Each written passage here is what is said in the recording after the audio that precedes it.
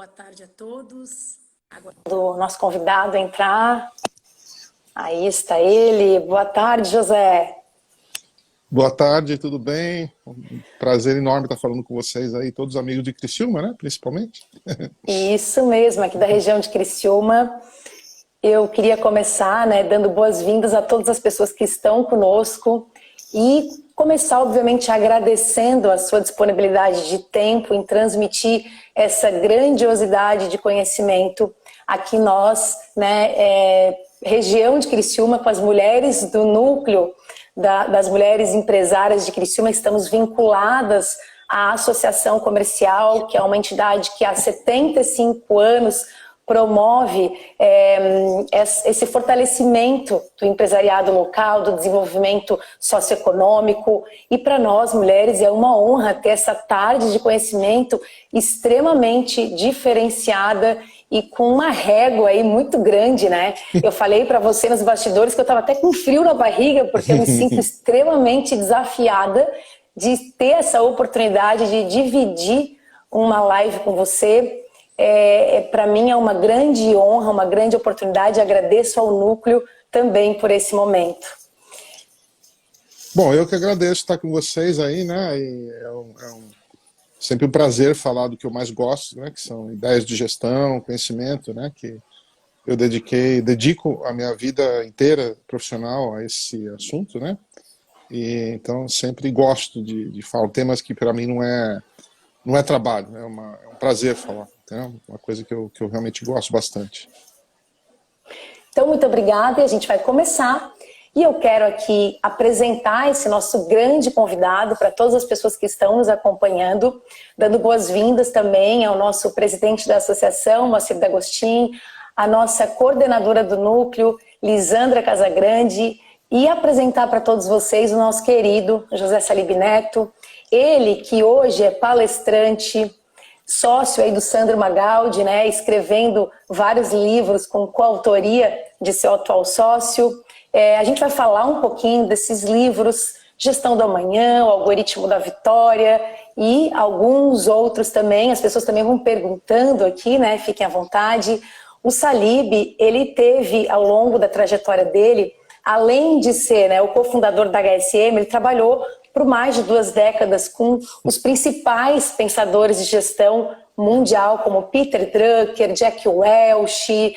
Ele também foi mentor do Jim Collins. Esses dias eu acompanhei a sua live com o GeoJ e eu vi que ele ficou super impressionado quando você confirmou esse fato, e aí eu fui pesquisar também. Então esse é o nosso grande convidado da live, da Tarde do Conhecimento, junto ao Núcleo da Mulher Empresária. Podemos começar? Vamos embora, estamos prontos aqui, acho. Então, Salib, eu já escutava, além de ler sobre você, escutei durante muito tempo o Renato Ritt falar do seu nome. O Renato é um grande parceiro de São Paulo. Tânia Moura, também, do Mulheres e Propósito, te mandou um grande abraço. Então, estou fazendo aqui ao vivo, repassando os abraços para você.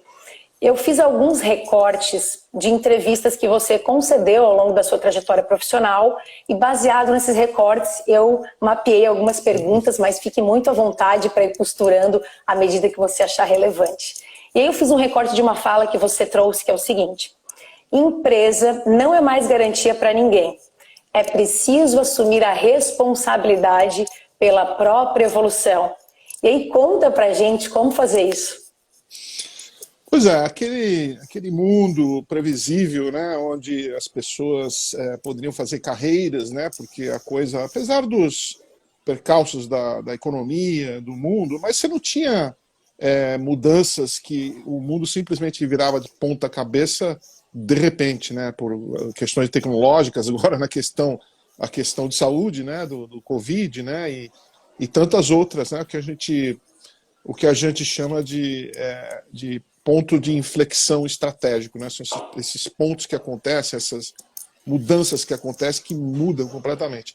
Então, com isso, as empresas crescem exponencialmente, as empresas que entendem esse ambiente, a mudança é muito rápida, e aquele plano de carreira já não existe mais, de você falando, eu quero vir aqui fazer uma carreira e me aposentar aqui. Quero A propósito, eu lembro quando eu estava no meu MBA, né, quando veio um diretor de recursos humanos lá da Eli Lilly, ele falou assim, o nosso objetivo é que você entre na nossa empresa e que você se aposente por ela, né? Hoje não tem mais, né? O mundo ficou muito dinâmico, muito rápido, né? Não existe garantia para ninguém. A única garantia que nós podemos ter é nós mesmos, né? De absorver o conhecimento, de estudar muito, de aprender muito, de andar com os melhores, de entender os movimentos de tecnologia, entender muito de tecnologia para poder navegar, né? Nós temos que ser dono do nosso próprio trabalho, nós temos que ser a nossa própria empresa.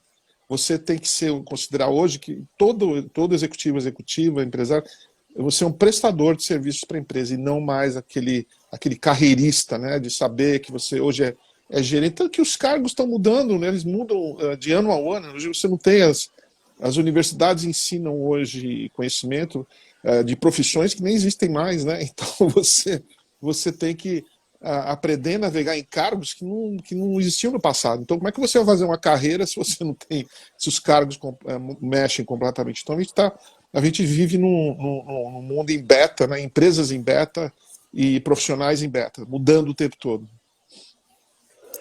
E eu acredito que o caminho para o autoconhecimento é um deles, né? Já que você falou, nós somos a nossa própria construção de carreira. Então, a gente precisa pensar que todos nós somos grandes marcas. Se a gente não está mais diretamente inserido, carregando uma bandeira, quando antigamente o sobrenome que a gente tinha era o sobrenome da empresa que a gente construiu uma carreira. A gente precisa entender que nós somos o nosso próprio brand, a nossa própria marca. E aí que marca, né? Qual é o teu legado diante desse movimento, né? Qual é a tua história? Para isso a gente precisa entender os nossos diferenciais. A gente vai falar um pouquinho mais adiante sobre isso. Com certeza.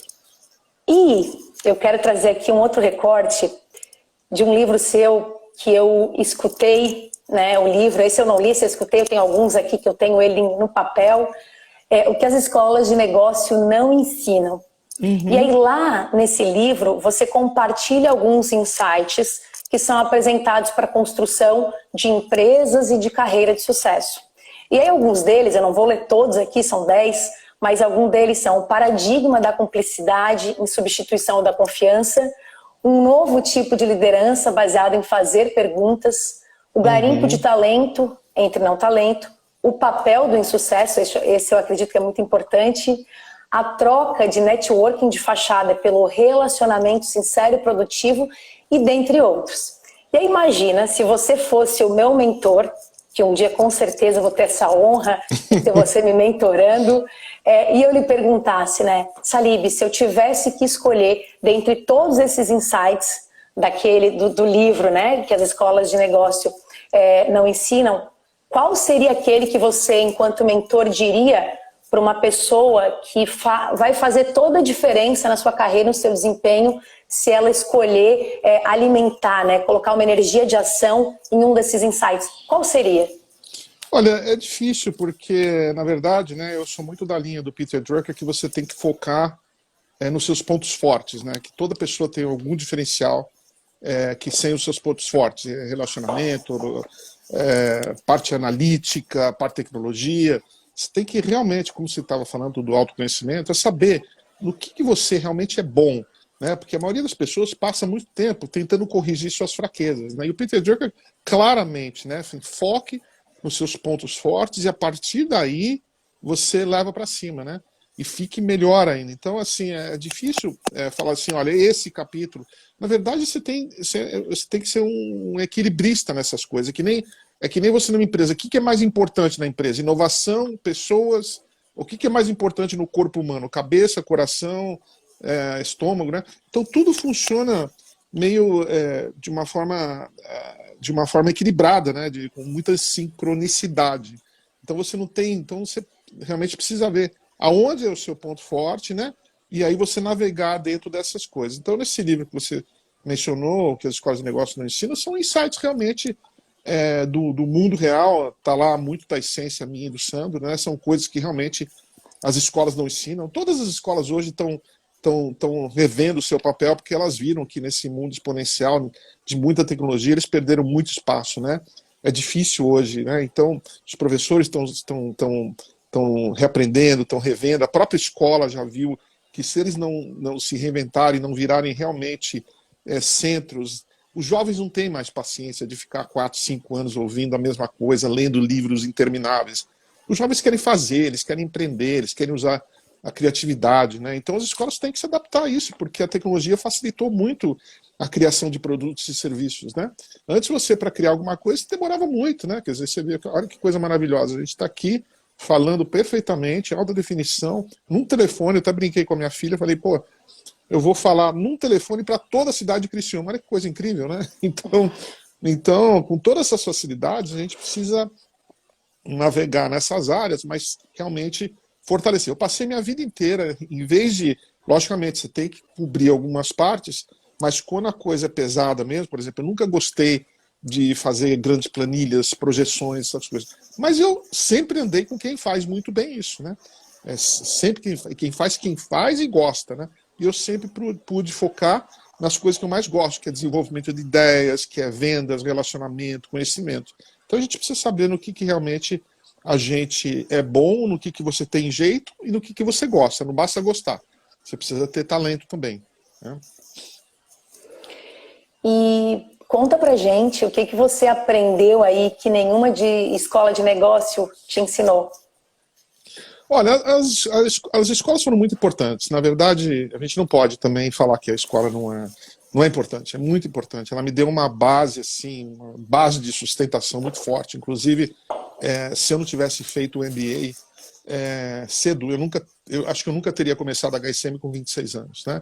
Então ela me deu uma sustentação muito forte. Logicamente, com o tempo, ela focou demais em alguns temas, nos mesmos temas, e não conseguiu a revolução da tecnologia, e como essa tecnologia impactava todas aquelas coisas que eles ensinavam, né? Então, foram muitos os aprendizados, né? E hoje a gente sabe que que o professor, né, ele tem que ser mais um facilitador do que realmente dizendo para você o que você tem que fazer, porque os negócios mudam de uma velocidade como jamais vistas, né? As carreiras mudam, né? Então, no mundo onde o conhecimento fica obsoleto em questão de meses, né? O que o professor vai poder fazer? Assim, a melhor coisa que o professor pode fazer hoje é ensinar o aluno a aprender, e aprender rápido, né? E andar rápido nesse mundo. E isso é difícil, né? Porque às vezes o professor passou a vida inteira estudando aquele tema, né? O PhD dele foi 4, 5 anos estudando um único tema, né? E dizer para ele que aquele tema não funciona mais é muito difícil, né? Então hoje o professor tem que ele tem que ser mais um catalisador, um agregador, um cara que direciona os alunos, que analisa os projetos, vê o que está acontecendo, está muito mais conectado com a realidade, né? Porque normalmente, né, a escola, o professor que quis ser professor, ele na verdade ele tem um pouco de receio do mundo prático, então ele quer ficar na pesquisa dele, né, que era muito importante, só que não dá mais, né? Hoje o professor tem que empreender, ele tem que saber, ele tem que passar tempo dentro das empresas para ver a dinâmica, né? Senão eles se perdem completamente. Os próprios grandes gurus da administração, tanto que você falou aí, muitos deles se perderam, né? Eles se perderam no mundo, naquele mundo de pesquisas longas, né? Hoje nós temos que andar rápido, pesquisar rápido, executar rápido, né? A coisa ficou cruel, não é? O mundo ficou cruel para quem anda devagar, né? E para quem aprende devagar. E é incrível como ainda, né, em 2020 existe esse distanciamento entre o que a ciência produz e o que acontece de verdade na ponta.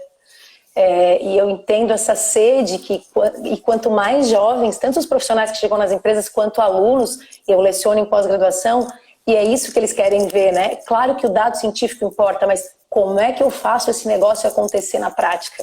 Uhum. Como é que eu faço essa teoria? Perdão. Nunca houve na história da humanidade tantas possibilidades de empreender como hoje, né? Você consegue inovar um simples telefone, né? Então, os jovens hoje, né? Por isso que eu falo que as empresas grandes hoje, se elas não propiciarem um ambiente inovador para os jovens criarem, fazerem, se realizarem, né? E achar que o jovem é aquele funcionário que cumpre tarefa, isso aí não existe mais, né? Então, hoje você tem que satisfazer a própria ansiedade das pessoas, dar oportunidade até para os jovens criarem o que a gente chama de motor 2, por exemplo, né? Criarem o próprio futuro da empresa, né? A dinâmica mudou muito, né? E quem não percebe isso fica para trás, não é só as escolas, né? As empresas tradicionais não se perdem, né? Você vê nos últimos 20 anos nunca tantas empresas perderam a sua direção, perderam o caminho ou quebraram como aconteceu nesses últimos 20 anos. Você está falando de Nokia, você está falando de BlackBerry, você está falando de Blockbuster, você está falando de toda a mídia, você está falando da parte de hotéis, né, de acomodações, né, o Airbnb, que vale muito mais do que toda a cadeia de hotéis Hyatt ou Sheraton, né, o Uber, né, alterou completamente a dinâmica de carros, né, então a maneira de pensar hoje em gestão, estratégia, inovação, é completamente diferente do que era, né, e se você não se adaptar a essa nova maneira, as empresas acabam ficando para trás, como ficaram e como continuam ficando, né, é aquilo que a gente fala, né, o que matava as empresas antes era que você deixava de fazer bem aquelas coisas. Você fazia bem, inventava um produto ou serviço e fazia direitinho aquilo. Ou seja, o jornal saía bonitinho todo dia e tal. Aí, de repente, o jornal não saía bonitinho. Aí o jornal quebrava. Hoje, o que quebra as empresas é você fazer muito bem a mesma coisa por tempo demais, né? Você viu o que aconteceu com a nossa mídia, né?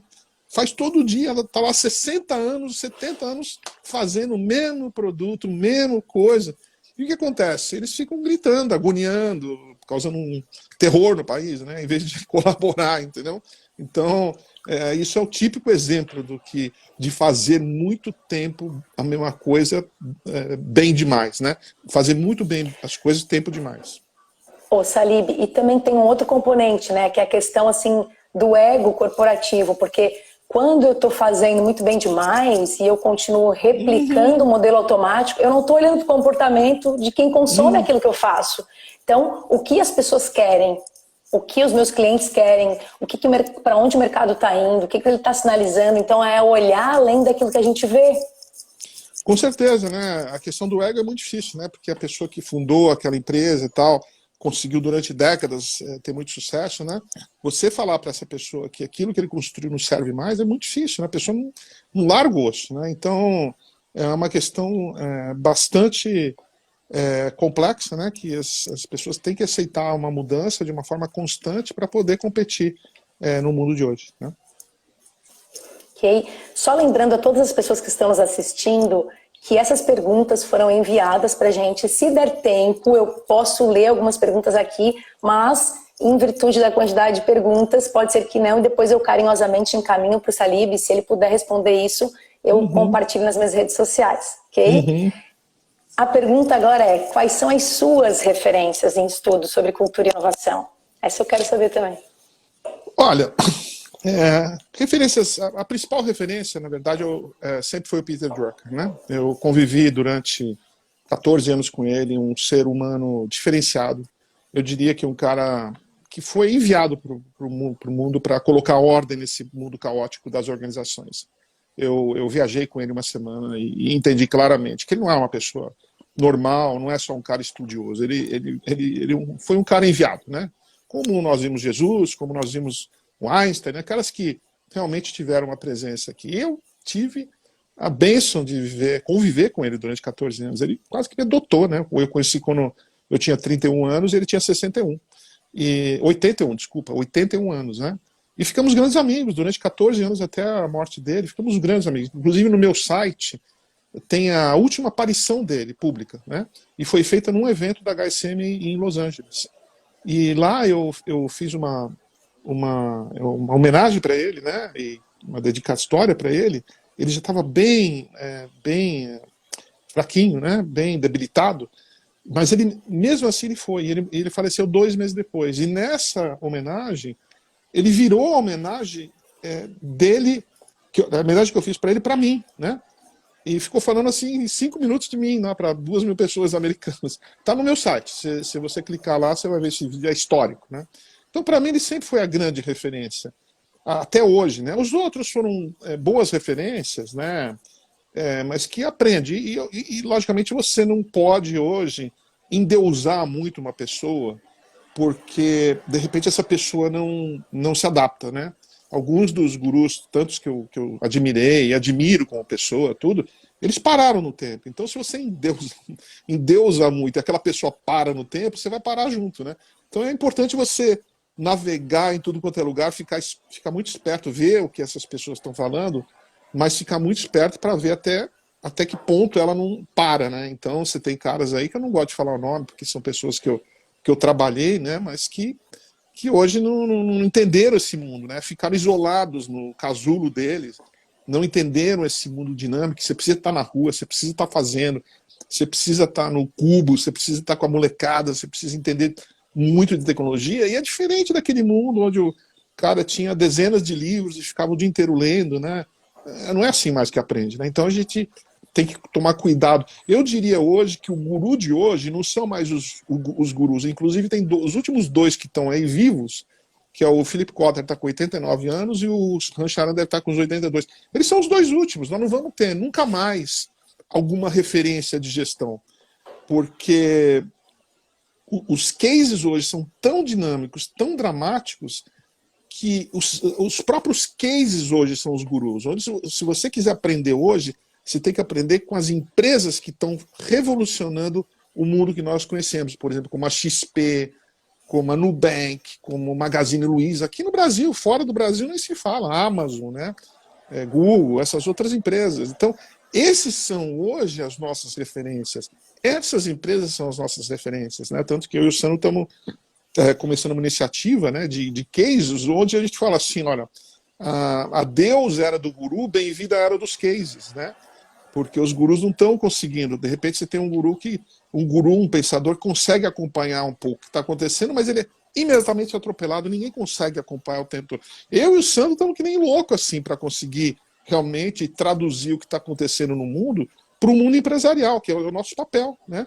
E para dar uma luz de como você conviver nisso, porque você, de repente você tem empresas, indústrias que simplesmente evaporaram do dia para a noite, né? Então, se você não estiver aprendendo com quem faz hoje, esses são os verdadeiros gurus, não mais aqueles acadêmicos. Esse aí já não existe mais. Temos os últimos dois aí lutando bravamente, são caras... Puta, você precisa ver o último livro do Charan, que é o livro... chama The Amazon Management System, né, o sistema de gestão da Amazon, brilhante, né? Brilhante. E o Kotler, que sempre está absorvendo o que está acontecendo, mas são os dois últimos grandes guerreiros. Talvez não tenhamos mais gurus, então, mas sim experiências que vão nos provocar aí grandes aprendizados. Não seguindo diretamente pessoas e conceitos, mas seguindo as experiências. E, aliás, eu estava lendo no teu site o conceito que o Rancharan fez sobre você, eu achei fantástico. Ele disse que ele já andou o mundo inteiro, mas que ele nunca conheceu alguém que liderasse pessoas como você. Agradeço a ele. Eles têm um carinho enorme por mim, eu por eles, né? E realmente tem sido a minha trajetória na HSM foi muito legal, né? De conseguir trazer conhecimento através de grandes nomes ou até de cases, né? Mas agora eu estou numa outra posição, né? Agora eu estou há 3 anos e meio onde eu desenvolvi minhas próprias ideias, né? Meu parceirão Sandro, né? A Adriana no Algoritmo da Vitória, eu adoro trabalhar em parceria, né? E desenvolvendo meus próprios conceitos. Na verdade, eu com toda a humildade, eu digo que a gestão, a ciência da gestão está sendo reescrita aqui no Brasil. Não é em Harvard, não é no MIT, não é em Stanford. Ela está, eu posso dizer de uma forma convicta, nós estamos reescrevendo o novo pensamento gerencial. É só ler o Gestão da Manhã, o Novo Código da Cultura, e agora o nosso próximo livro, Estratégia Adaptativa, que é o que simplesmente enterra de vez o velho pensamento estratégico, né, criado nas escolas, criado no mundo corporativo, e traz uma nova maneira de pensar em estratégia, que é uma estratégia adaptativa, que você não tem mais a estratégia sustentável de longo prazo. Como é que você vai planejar? Como é que você vai planejar para alguma coisa daqui a 6 meses e se você não sabe se vai ter vírus, se a tecnologia mudou para cima? Hoje a estratégia é constante, né? Antes você fazia um planejamento estratégico e tinha aquela estratégia que demorava aí décadas, né? Hoje, se você não rever e refizer, readequar e reinventar a tua estratégia constantemente, você fica pelo caminho.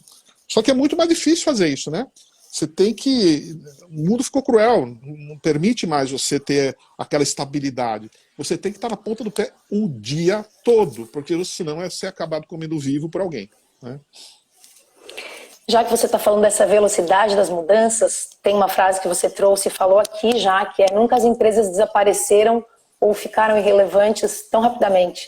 Como que a gente faz para preservar a cultura diante de tanta velocidade de mudança? Pois é, esse é o nosso o novo Código da Cultura, a gente fala muito bem isso, né? Esse livro, na verdade, as ideias dele foram inspiradas no próprio Jorge Paulo Lemann, né? Que é o meu grande amigo, né? Que endossa todos os meus livros, né? Eu fico muito honrado, porque ele com 81 anos, o maior bilionário que tem no Brasil, um dos maiores do mundo, ele lê tudo que eu mando para ele, assim, no mesmo dia e me dá feedback, né? Muito legal isso, né? E quando nós entregamos o Gestão da Manhã para ele, agradecemos, ele falou, a nossa empresa não faz nada do que está escrito aqui, né? Eu levei um susto, eu falei, meu Deus, porra, a maior cervejaria do mundo, né?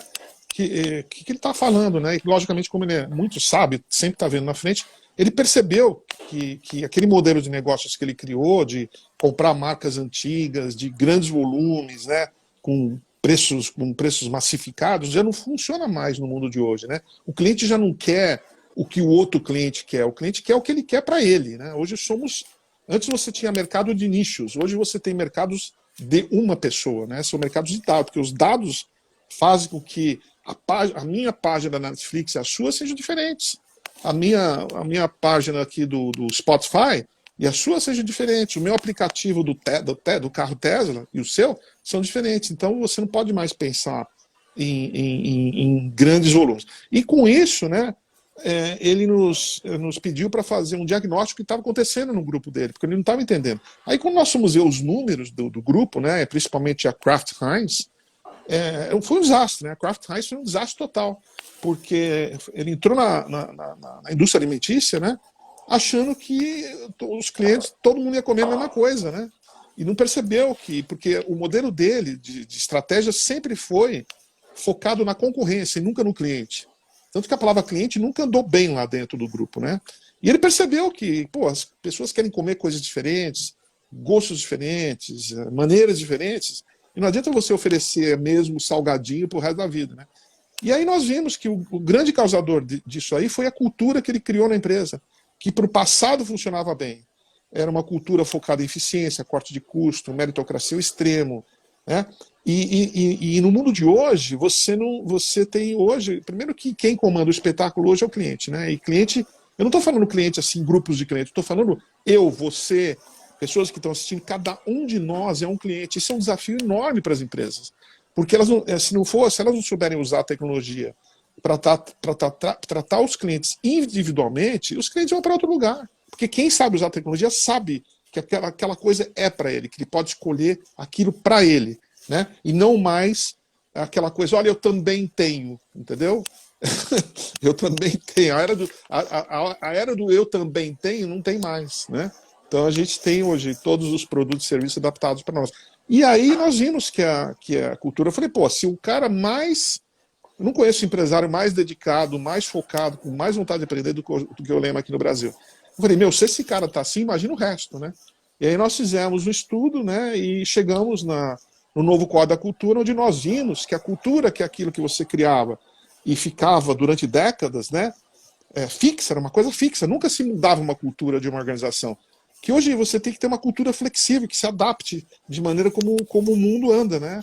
E tendo o cliente no centro, né? Então você não tem mais aquela coisa do foco na competição, você tem sim no foco no cliente, que é principalmente o que a gente está falando no nosso novo livro, onde a cultura, estratégia, inovação, elas andam juntas, né? Você e tecnologia, elas andam juntas, não tem aquela coisa separada mais. E a gente fala muito da era da experiência, né? Não tem como gerar uma experiência personalizada para todo mundo. Se é uma experiência e a gente vincula aí emoção, sensação, tem que ter aí conhecimento de pessoas, de neurociência, para que a gente possa entregar algo de valor para o CPF de cada pessoa, né? Cada um tem aí a sua identidade, a gente precisa olhar para isso. Pois é, o mundo de hoje de novo, é cruel por um lado, mas é muito excitante por outro, porque eu sou um cara que adora conhecimento, né, e assimilo bem conhecimento. Por isso que, de novo, o papel do professor hoje é fazer com que essas pessoas assimilem a coisa, né? Pô, se antes a gente tinha como importante liderança, pessoas, clientes, estratégia, tal, inovação, hoje você tem tudo isso mais. A inteligência artificial, neurociência, dados, algoritmos, machine learning, e não para a coisa, realidade virtual, realidade aumentada. Então aumentou o escopo do que você precisa saber. Então isso é muito legal para quem gosta, né? Mas tem gente que quer ficar só com aquelas 5 coisas. E aí que o bicho pega, né? Por isso que as empresas, tem tanta empresa sucumbindo, né? E a gente vê claramente o que está acontecendo. No varejo, então, nem se fala, né? Então, enfim, mas é uma era muito legal para quem gosta, né? E o papel dos educadores hoje é ensinar a turma a gostar de aprender desse monte de coisa que vem, porque se você deixa de ver uma coisinha na tecnologia que pode mudar totalmente o seu negócio, é o suficiente para acabar com você, entendeu? Então... E é a era do desafio cognitivo, né? Porque diante de tantas possibilidades e facilidades, qual é a grande sacada? É usar esse arsenal cognitivo que a gente tem de pensar, de tomar decisão que seja efetiva de fato para o negócio. E agir rápido, né? E executar rápido, né? Não só velocidade. Pensar, né? Execução hoje é rápida, não tem mais tempo, né? As empresas hoje têm que virar grandes laboratórios, né? Não tem mais aquela empresa fixa que vende um produto para sempre, né? Essa empresa tá fadada a desaparecer, né? A empresa tem que ser um grande laboratório, tem que sempre estar inovando, trazendo coisas, vendo as necessidades do cliente, vendo o trabalho a ser feito, né? Que é a filosofia do Peter Drucker de inovação, que está muito em alta hoje, né? Porque ele fala que as pessoas não compram produtos e serviços. Ele fala que as pessoas querem progredir na vida e eles veem qual é o trabalho a fazer para conseguir esse progresso. E o papel da empresa é facilitar esse trabalho para a pessoa, né? Que é o que ele chama de job to be done, trabalho a ser feito. É uma maneira bem legal de ver a inovação, e não aquela inovação simplesmente feita em ideias, né? De você simplesmente, pô, eu tive uma ideia aqui. E hoje em dia, com todo esse arsenal tecnológico, é fácil ter ideias. Pô, mas o cliente quer isso, né? Ou você tem uma grande ideia e você enfia goela abaixo no cliente. Então, as pessoas têm que tomar muito cuidado com a questão da inovação, porque está esse frenesi de ideias, de inovações. E qualquer jovem hoje em dia, você dá um computador na tecnologia, o cara aparece com coisas mirabolantes, voadoras e tudo. Pô, mas será que o cliente quer isso, na verdade? Entendeu? Será que ele precisa disso para progredir na vida? Né? Então é mais ou menos assim. Sair só da minha vontade, né? Enquanto pensador ou idealizador de algo. O mercado compra isso, né? A ideia tem que ter valor também, né? Para quem vai usar. O cliente vai resolver um trabalho a ser feito. O ponto é esse. E por isso que você tem que começar a inovação a partir do cliente, né? Você tem que ver qual é uma necessidade não encontrada, né, do cliente, para encontrar essa necessidade para dar para ele. Então o papel seu é ver qual foi. Você pega num conceito extremamente simples, o Uber, né? Antes você tinha um táxi, né, que era simplesmente você saía de casa, você ia para a rua, esperava algum táxi passar, né? Aí, de repente, alguém entendeu, usando a tecnologia, viu que tinha um número de milhões de carros com capacidade ociosa. E ele transformou, através de um aplicativo, tudo aquilo. Então, ele resolveu o problema da vida do cliente, né? Porque qual era? O que o cliente estava querendo fazer? Ele estava querendo chegar de uma maneira mais rápida, mais confortável do ponto A para o ponto B. Esse era o trabalho a ser feito. Não é simplesmente você pegar um táxi. E por isso que o Uber é um sucesso tão grande, né? Porque soube usar a tecnologia para resolver um problema do cliente, resolver uma maneira dele progredir na vida, de fazer um trabalho melhor feito, né, do que simplesmente ficar na rua ou ligar para o radiotáxi, a mulher do radiotáxi ficar vendo quem estava perto pro cara aí, entendeu? E assim tem todas essas outras empresas, Spotify, Airbnb, e aqui no Brasil o melhor exemplo disso é a Magazine Luiza, né? Que eu digo é uma senhorinha de 64 anos que virou uma startup, né? Então todo mundo pode virar uma startup, né? Todo mundo, não é? Você não precisa ter nascido no Silicon Valley ou ser um cara de 20 e poucos anos. Pô, tá lá, a Luiza Helena tem mais de 70 anos e tá aí inovando, entendeu? Eu acho o máximo isso. É um exemplo bárbaro. Sempre à frente, né? Com certeza. Como você usa uma expressão que é uma mente, um parafuso a mais. Um parafuso a mais. Liderando com parafuso a mais. Isso. Falando um pouquinho sobre você, que também tem um parafuso a mais, você que tem um reconhecimento aí, né, de grandes nomes nacionais, internacionais, como a gente já falou aqui, Jorge Paul Lemann, Peter Drucker, Jim Collins, Rancharan, muitos outros, levando em consideração que muitas pessoas, claro, vamos levar em consideração também a variável tempo, pode construir o mesmo currículo que você, mas nunca, Salib, ninguém vai ter a tua história, assim como nos negócios, né? A que você atribui a construção do teu talento, do teu sucesso? Como que tu percebeu o teu diferencial?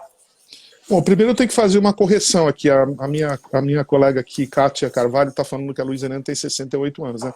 E você não pode errar, na idade de uma mulher. Então está aqui corrigido. Eu falei que ela tem mais de 70 anos, né?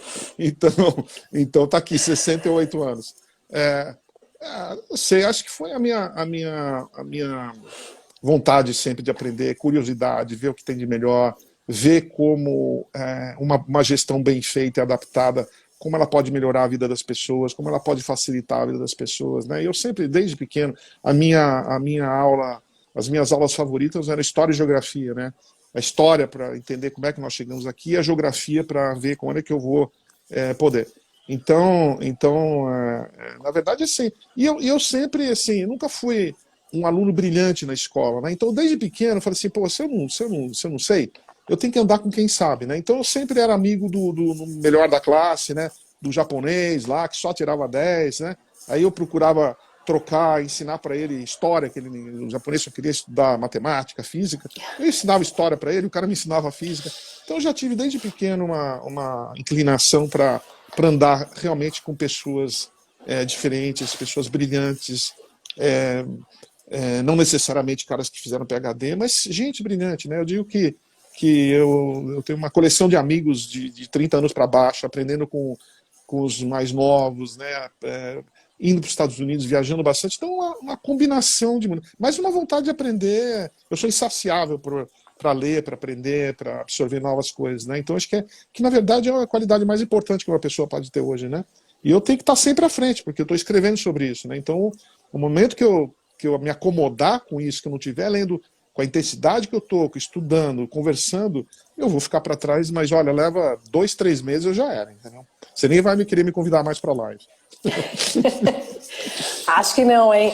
Essa que você falou aí, né? Você já trocava conhecimento, já fazia uma mentoria, provavelmente nem sabia que estava fazendo mentoria naquela época, mas já trocava aí, já compartilhava temas com colegas. Pegando esse teu gancho, teve um vídeo que eu assisti seu com uma Gaudi, que ele traz uma frase do Edson Bueno que fala o seguinte: se você quer ser águia, não ande com patos.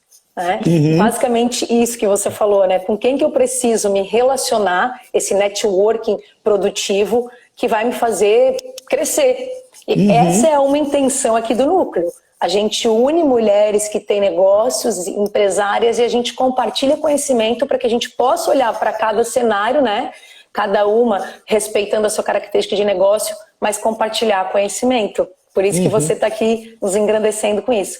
Então, essa citação que você trouxe me fez refletir, quando eu escutei, sobre o papel da cultura na construção de águias ou de patos, né? Então, assim, a cultura, ela é um fator determinante para a construção de águias ou de patos? Olha, eu gosto mais da analogia. O Edson, na verdade, ele falava mais: se você quer ser sardinha, anda com sardinha. Se você quer ser tubarão, anda com tubarão. Então eu vou pelo tubarão, que ele está na minha cabeça melhor do que a águia do pato. Tá, fica à vontade. Na verdade, se você pegar meu livro, O Algoritmo da Vitória, né, a gente passou, na verdade, 5 anos estudando profundamente, né, o que faz um time, o que faz um técnico vencedor, um cara que ganha campeonatos e jogos com times diferentes, com jogadores diferentes, né? O que esses caras fazem, né? O que tem em comum entre o técnico de basquete, de tênis, de futebol americano, né? E a gente foi funilando, né? Eu contratei um time aí de 10 jornalistas, estudamos 70 livros do mundo inteiro, eu viajei várias vezes para o exterior, uma pesquisa assim parecida com a profundidade do Jim Collins, né? E uma das coisas que nós encontramos entre todos eles é que todos eles criam um ambiente de crescimento, né? Um ambiente de crescimento, que é aquele ambiente que faz o atleta, o time florescer, né? E que se você tem um ambiente que te puxa para baixo, por exemplo, o Brasil hoje, infelizmente, é um país hoje, né? Graças aos políticos que nós temos, que puxa a gente para baixo. Puxa a gente para baixo. A gente está querendo crescer para um lado e o cara está te puxando para o outro lado. Tá entendendo? Então, enquanto o Brasil não não criar esse ambiente de crescimento, as pessoas não vão florescer. Nós vamos ficar cidadãos medianos ou para baixo, né?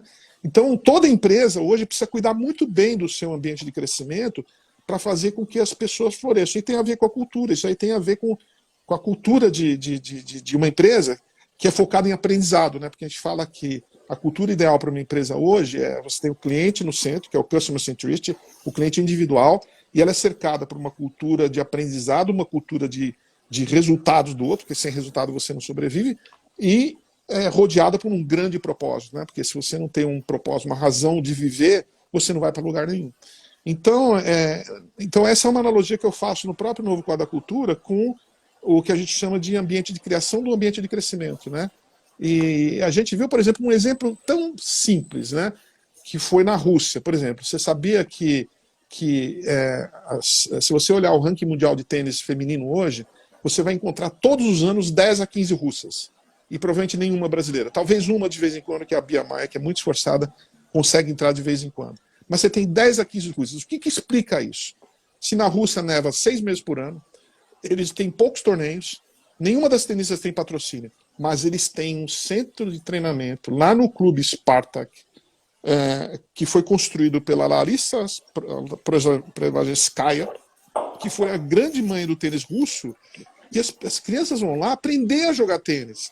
Mas antes que eles são aceitos para ter aula de tênis, eles têm que fazer 10 testes de flexibilidade, de velocidade, de atitude, de aprendizado, de capacidade, de força, com 5 anos de idade.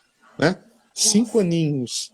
Então, se eles não passam nesse teste, os professores falam para os pais, olha, é melhor o seu filho jogar xadrez, é melhor fazer outro esporte, porque aqui ele vai atrapalhar o nosso ambiente que nós crescemos aqui. Então, com 5, você vê que é uma coisa tão simples. Então, como é que você faz isso na tua empresa? Você cria um ambiente para as pessoas florescerem e você protege esse ambiente para que coisas alheias tragam as pessoas para baixo. Isso é o que não falta nesse país, infelizmente. Né? Você falou de florescer.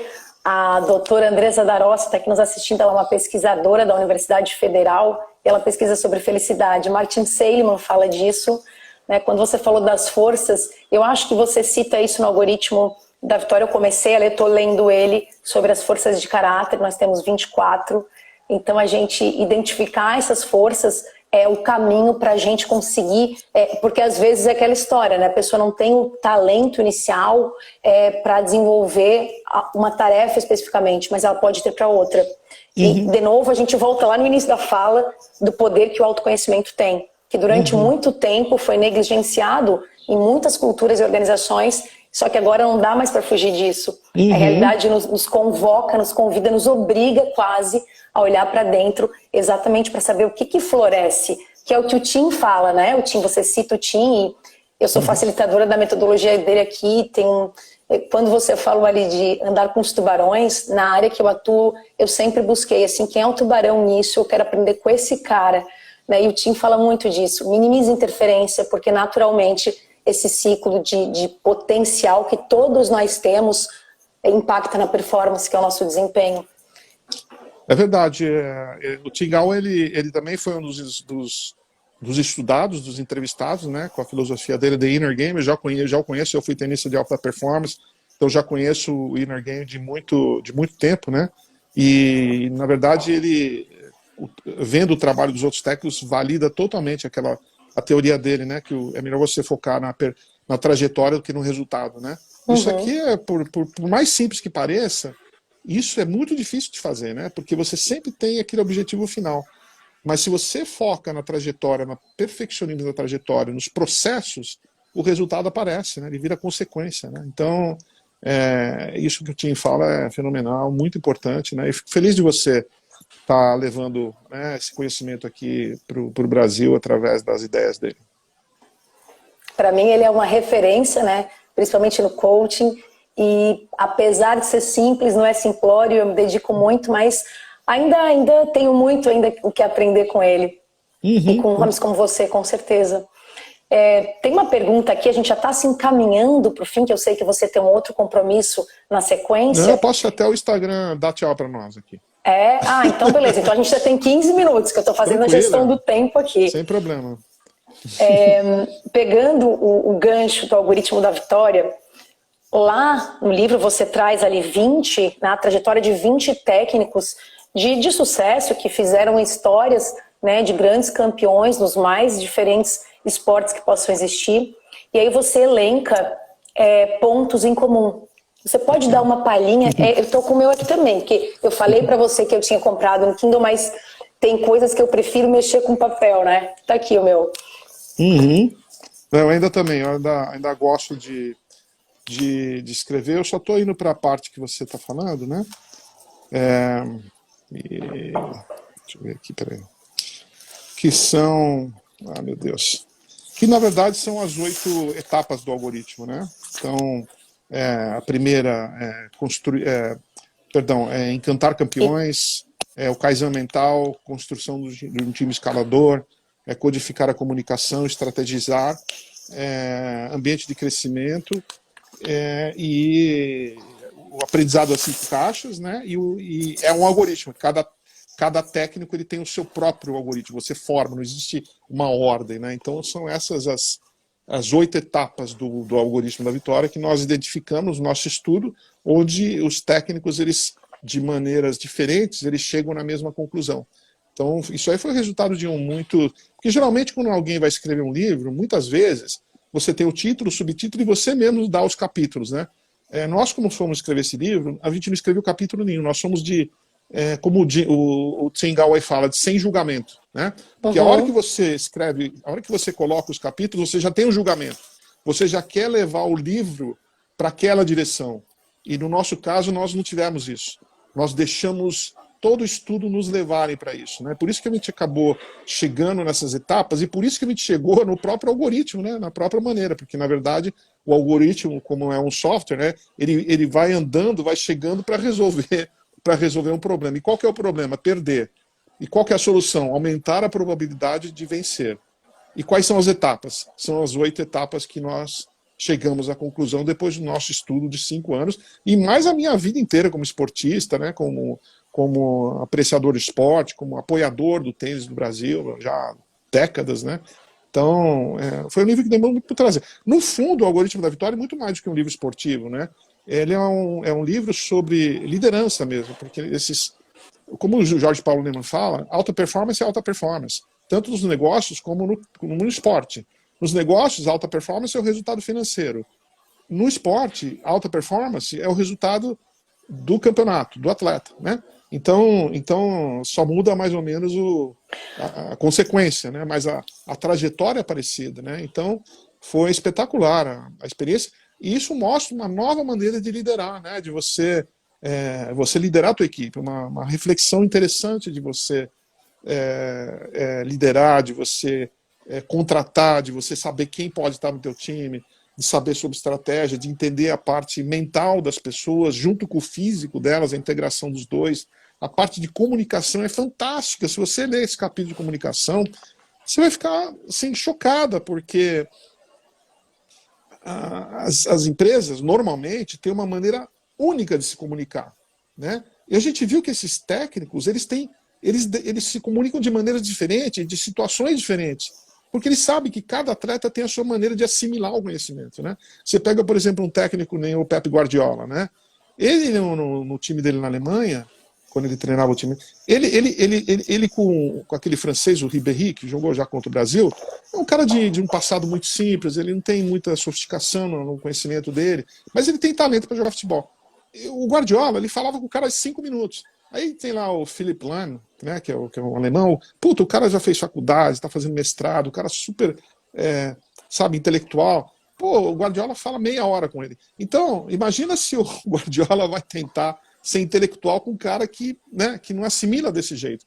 Então, a maneira de comunicar é muito simples. Então, só esse capítulo aí já resolve muitos problemas de comunicação que as empresas têm. E como diz o Peter Drucker, 60% dos problemas nas empresas são problemas de comunicação, né?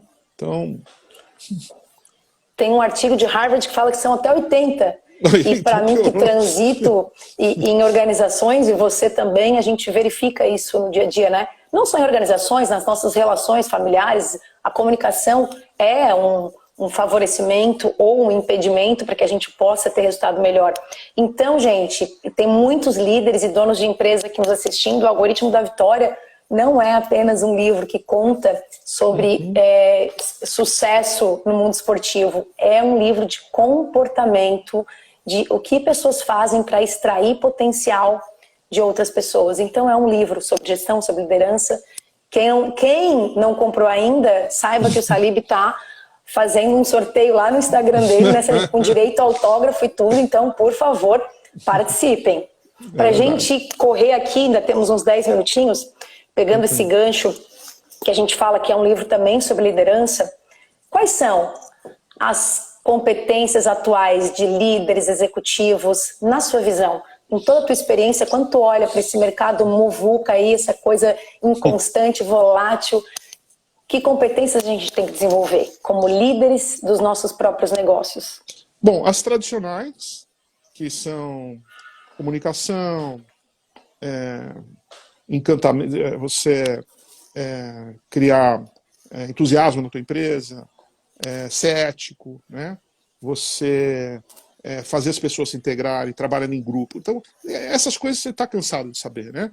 Só que com a tecnologia, né, as habilidades cresceram, né? E aí que muitas empresas se perderam, porque os líderes, se você, eu tenho um slide numa das minhas palestras, onde é um slide do dia que a Nokia vendeu tudo que restou da parte de celular para a Microsoft.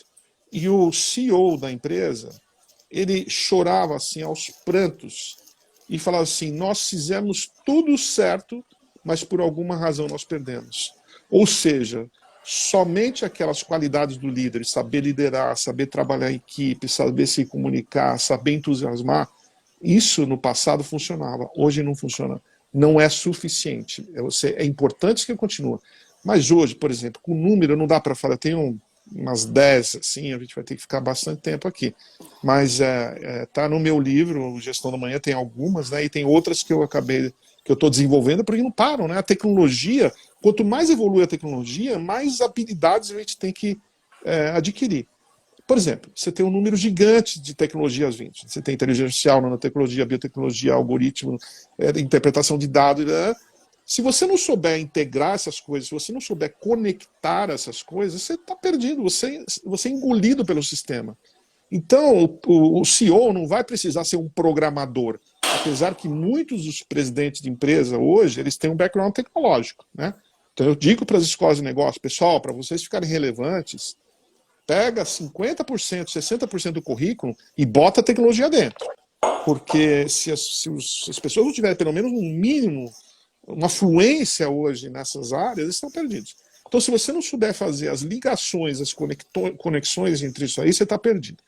Aí você vai para a questão do líder ou a líder, especialista generalista, né? O que é isso?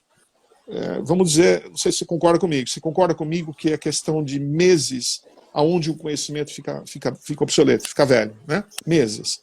Então, se você não pode ser aquele especialista que fica estudando aquela coisa a vida inteira, porque aquela ciência que você estudou, ela é destruída, ela é engolida pelo sistema.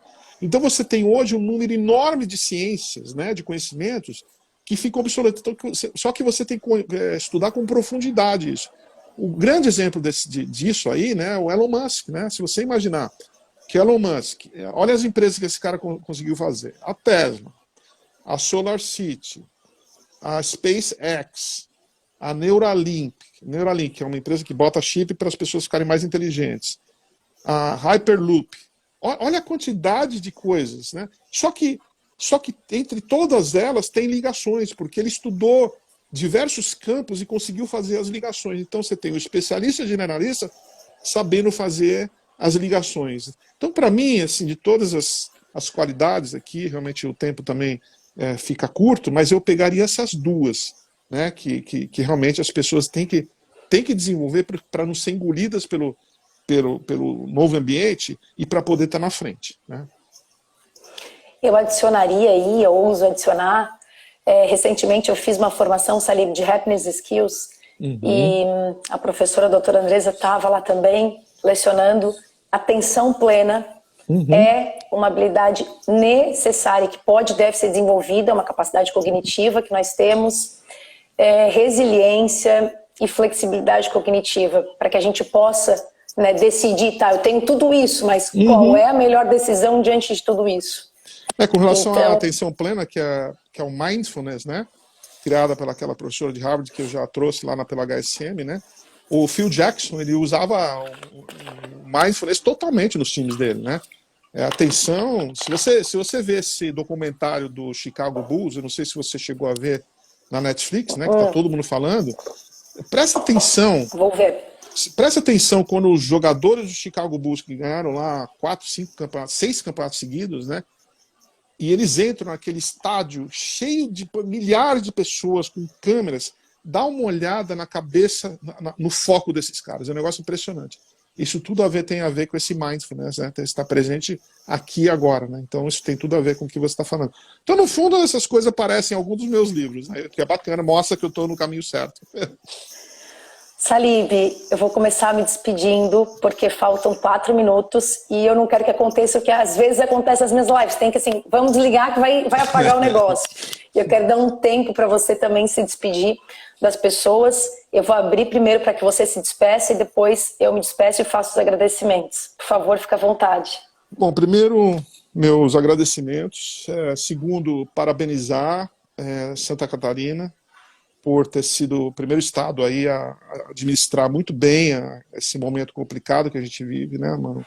Deu para ver essa disciplina germânica, europeia que tem no estado, né? Está sendo um exemplo para nós. Parabéns aí também para Florianópolis, por ser uma das cidades mais tecnológicas do Brasil, né? Então, vocês estão no caminho certo. Para mim, eu já me apaixonei por Santa Catarina, já há muitos anos. Quando eu comprei meu apartamento no Postão do Santinho, eu falei, um dia Santa Catarina vai liderar esse país, e esse dia vai chegar, você pode ter certeza disso, né? E não é à toa que vocês conseguiram sair desse buraco. Eu estou há 2 meses e meio dentro de casa, sem sair, né? E o pessoal em Santa Catarina já está indo para a praia lá no Costão, já me manda vídeo. Eu falei, fim da picada. Mas a gente não para de aprender, de pesquisar, de conhecer. Então eu recomendo para todos vocês entrarem se cadastrarem na nossa plataforma Gestão da Manhã, que é gestãodamanhã.com.br, do mesmo jeito que se escreve, só não tem o tio, gestãodamanhã.com.br, tudo junto. E lá a gente compartilha tudo que nós estamos desenvolvendo, né? Inclusive uma live por mês, tem uma sessão que o Sandro brincou, pergunte qualquer coisa para o Salibão. Você pode mandar a sua pergunta. Por exemplo, as pessoas aqui que não conseguiram mandar as perguntas respondidas aqui, entram lá, mandam uma pergunta para o Salibão que eu respondo em vídeo, inclusive, tá? Então, você se cadastra, nós temos webséries, entrevistas com os gurus exclusivas, com o Philip Kotler, com Alexander Osterwalder, com Regis McKenna, né? Tem coisas maravilhosas, então aconselho. E é gratuito. Você entra lá e você entra no nosso mundo, né? E cada vez mais a gente quer criar essa comunidade de Gestão da Manhã. Então, são essas 2 coisas que eu posso falar. Parabenizar vocês por todo o trabalho, por esse estado que não cansa de ir para frente, né? Muito organizado, que é um exemplo para o país. E que vocês interajam mais conosco aí em tudo que a gente faz. Salib, em nome do Núcleo da Mulher Empresária, em nome da ASIC, que o Núcleo está vinculado à Associação Comercial, eu deixo o meu muito obrigada. Foi um presente para todos nós aqui, né? Não só nucleadas, mas também para a nossa cidade de Criciúma. Para mim foi uma honra, uma grande honra dividir um espaço aqui com você, uma pessoa que eu tenho grande admiração e respeito, que acompanha o trabalho, e que em breve eu estarei com você lá naquela imersão junto com o Sandro. Se Deus quiser, estaremos juntos e eu vou aprender um pouquinho mais. Muito obrigada. Pessoal, ele já deixou todas as dicas e as deixas aí para que vocês sigam e acompanhem todo o conteúdo riquíssimo que eles têm na plataforma. Eu já faço parte, espero que vocês façam também. Salib, fica com Deus, muito obrigado, que você continue sendo essa pessoa com parafuso a mais. Ou com vários a menos, né? Vamos pensar que são vários a mais. Então tá bom, um grande abraço. Um grande abraço, tchau.